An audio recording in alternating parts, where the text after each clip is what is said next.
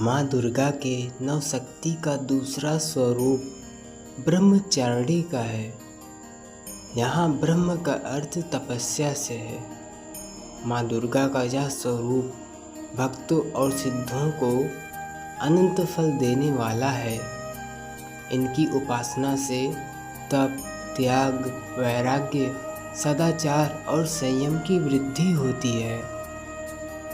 वहीं अगर आप नवरात्रि के दिन माँ ब्रह्मचारिणी की पूजा अर्चना करते हैं तो आपको इनकी ये कथा जरूर सुननी चाहिए। चलिए आइए जानते हैं माँ ब्रह्मचारिणी की यह अद्भुत कथा। पूर्व जन्म में ब्रह्मचारिणी देवी ने पर्वतों के राजा हिमालय के घर पुत्री के रूप में जन्म लिया था। साथ ही नारद जी के उपदेश से भगवान शिव को पति के रूप में प्राप्त करने के लिए घोर तपस्या करी थी। इस कठिन तपस्या के कारण इन्हें तपस्चारिणी अर्थात ब्रह्मचारिणी नाम से जाना गया।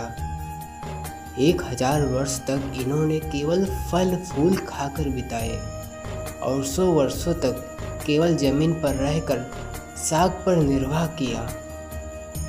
कुछ दिनों तक कठिन उपवास रखे और खुले आकाश के नीचे वर्षा और धूप के घोर कष्ट सहे।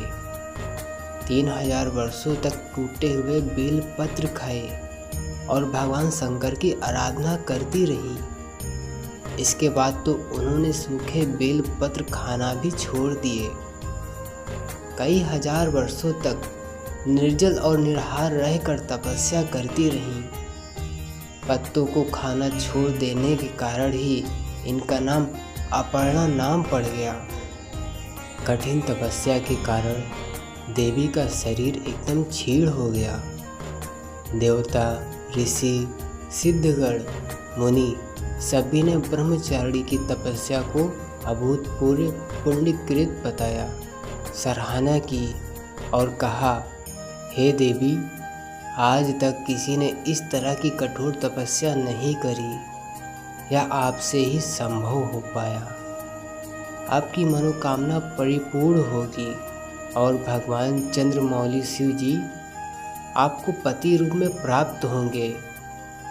माँ की कथा का सार यह है कि जीवन के कठिन संघर्षों में भी मन विचलित नहीं होना चाहिए। माँ ब्रह्मचारिणी देवी की कृपा से सर्व सिद्धि प्राप्त होती है। दोस्तों, आपको माता ब्रह्मचारिणी की यह कथा कैसी लगी हमें कमेंट में ज़रूर बताइएगा। वीडियो अच्छी लगी तो लाइक, शेयर और सब्सक्राइब कर नोटिफिकेशन बेल को ऑन कर दीजिएगा। Thank you so much for watching this video.